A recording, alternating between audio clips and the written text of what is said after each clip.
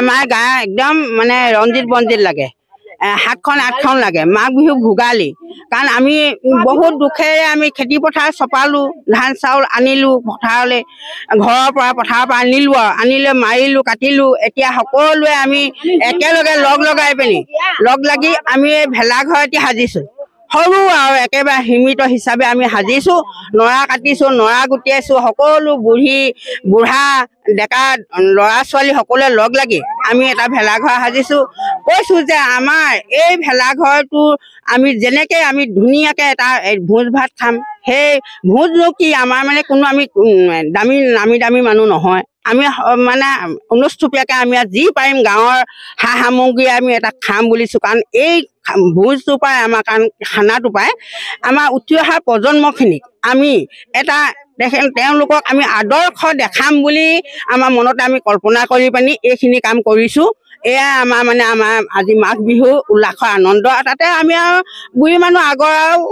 নাচিছো বাগিছো কিবা কিবি কৈছো হয়তো ভুল ভাত দিও হ'ব পাৰে তাতো ক্ষমা কৰিব আপোনালোকে আমি মাঘ বিহু প্ৰস্তুতি ধৰি লওক এতিয়া আমি ঘৰখনত এতিয়া ধৰি লওক চিৰা পিঠা সান্দহ গুড়ি পিঠাগুড়ি সেনেকৈ টেকেলি পিঠা নাৰিকলৰ লাৰু তিল পিঠা সেনেকৈ আমি কৰিছোঁ আৰু আমি সাঁজ খোৱা মানুহ দেই আমি সাঁজ সেইবোৰ থৈছোঁ তাৰপৰা এতিয়া এই মাঘৰ বিহুত ভেলাঘৰত আৰু গোটেইখিনি লগ খাই আৰু মানে সেইদিনাখন আমি ইয়াত গাহৰি মাংস হাঁহ আনিব কাঠ আলু এনেকৈ মানে সকলোখিনি লাই শাক এনেকৈ পিঠা পনা সকলোখিনি আমি মাঘৰ বিহুত লগ খাই পিনে গোটেই ৰাইজে এই মাটিমাহ এনেকৈ কৰি বনাই এটা ভোজ ভাত খাম আমি